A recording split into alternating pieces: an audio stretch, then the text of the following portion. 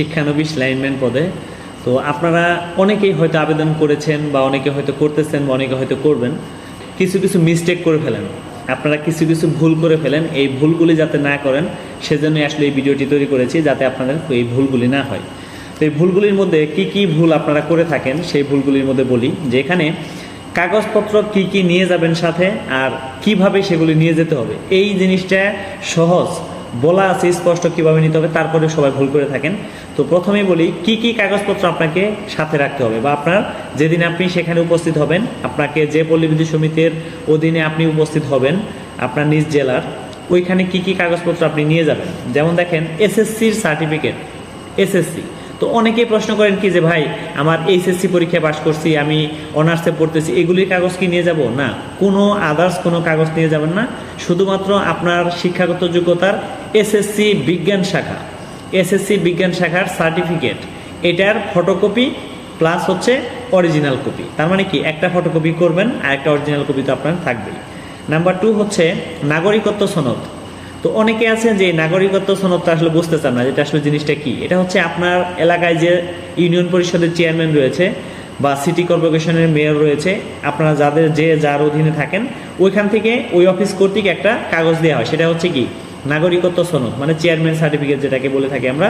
এটাই হচ্ছে সেই কাগজটি, এই কাগজটা লাগবে এবং এটারও একটা ফটোকপি করবেন। ফটোকপিগুলি কি করবেন এটা আমি পরে বলতেছি। তো তারপরে হচ্ছে সদ্য তোলা 4 কপি পাসপোর্ট সাইজ ছবি। পাসপোর্ট মানে কি, যেটা বড়, একটা হচ্ছে স্ট্যাম্প মানে হচ্ছে কি ছোট, আর একটা হচ্ছে পাসপোর্ট মানে একটু বড় সাইজ। তো আপনাকে স্ট্যাম্প সাইজ নিলে হবে না, স্ট্যাম্প সাইজ লাগবে না, আপনি নেবেন হচ্ছে শুধুমাত্র পাসপোর্ট সাইজ, যেটা একটু বড় সাইজের ছবি, ওই ছবিটা নেবেন এবং 4 কপি তুলবেন ছবি হচ্ছে 4 কপি তুলবেন। আপনি পারলে বেশি তুলতে পারেন, কোনো সমস্যা নেই, কিন্তু ওই ছবির পিছনে নাম লিখবেন, আপনার নিজের নাম, আর ওই ছবিগুলি অবশ্যই সত্যায়িত করতে হবে। অর্থাৎ আপনি ওই ছবিটা প্রথম শ্রেণীর গ্যাজেটেড কর্মকর্তা, বিসিএস কর্মকর্তা, যে কোনো বিসিএস, সেটা আপনাদের এলাকার বিভিন্ন টিচার হইতে পারে, টিচার যারা বিসিএস করা, বিভিন্ন কলেজের টিচার, তারপরে ভার্সিটির টিচার, তারপরে হচ্ছে আপনার ডক্টরের কাছে যেতে পারেন, অথবা আপনার এলাকার উপজেলা অথবা জেলা পর্যায়ে যে ডিসি, তারপরে হচ্ছে আপনার নির্বাহী অফিসার, যারা উপজেলা নির্বাহী অফিসার, তারপরে প্রাণী সম্পদ অফিসার, মানে বিভিন্ন ক্যাটাগরি দেখবেন কি যারা বিসিএস ক্যাডার, তাদের মাধ্যমে সত্যায়িত করবেন জিনিসটা, ঠিক আছে। তারপরে হচ্ছে 200 টাকা মূল্যের একটা ব্যাংক ড্রাফট, পে অর্ডার অথবা পোস্টাল অর্ডার, এই পোস্টাল অর্ডারগুলি কোথায় পাবেন, কিভাবে করবেন, এটা নিয়ে আমি আরেকটা ভিডিও দেবো আপনাদেরকে। আজকে এটার মধ্যে ঝামেলা করব না, কারণ ভিডিওটি বড় হয়ে যাবে, আপনারা এটা বুঝতে চাইবেন না, এটা দিয়ে দেবো, সমস্যা নেই।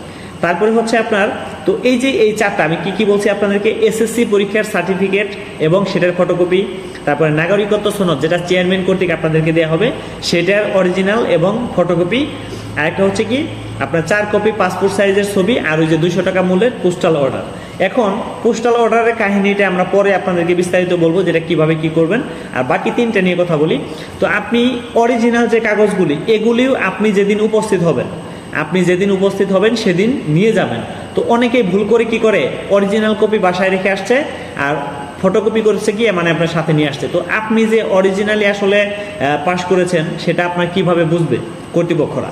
তো তাহলে কি করবেন, ঠান্ডা মাথায় একটা সুন্দর একটা কাগজ নেবেন, যে প্যাকেট, যেটাকে আপনাকে যে অনেক সময় ব্যাগ বলে না, আপনার অ্যাডমিট কার্ড যেটার মধ্যে নিয়েছিলেন, মানে বিভিন্ন জনে বিভিন্ন সময় পরীক্ষার সময় নিয়ে যান না, ওই অ্যাডমিট কার্ডের যে প্যাকেটটা, ওই প্যাকেটের ভিতরে সুন্দর করে কাগজগুলিকে রাখবেন। যেমন সেখানে এসএসসি পরীক্ষার সার্টিফিকেটের ফটোকপি রাখবেন, আর হচ্ছে অরিজিনাল কপিও রাখবেন, তারপর আপনার নাগরিকত্ব সনদের ফটোকপিও রাখবেন, অরিজিনাল কপিও রাখবেন, 4 কপি ছবি রাখবেন। তো এখন ছবির পিছনে প্রত্যেকটা ছবির পিছনে আপনার নাম লিখবেন। নাম লেখার পরে এগুলি প্রথম শ্রেণীর গ্যাজেটেড কর্মকর্তা মানে বিসিএস ক্যাডার কর্তৃক সত্যায়িত করবেন। তারপরে যে নাগরিকত্ব সনদের যে ফটোকপিটা করলেন ওটাকেও আপনি সত্যায়িত করবেন। আরেকটা হচ্ছে এসএসসি পরীক্ষার যে সার্টিফিকেট, ওটার ফটোকপিকেও আপনি সত্যায়িত করবেন। তাহলে এই যে ছোটো জিনিস, এটা কিন্তু এত জটিল না, আপনারাই কিন্তু জটিল তৈরি করে ফেলেন। তো এই কাজগুলো আপনারা এখনই দ্রুত করে ফেলবেন, মানে ওই পরে যেদিন যাবেন ভাবতেছেন যে একদিন আগে করব, 2 দিন আগে করব, না, আপনি টোটাল এটাকে একদম মনে করেন যে ক্লিয়ার করে রাখবেন, যাতে এটা সুন্দর করে আপনি নিয়ে যেতে পারেন। তাহলে বোঝাতে পারছি আপনাদেরকে। আপনারা এই কাজগুলি দ্রুত করে ফেলুন এবং এগুলিকে রেডি রাখুন।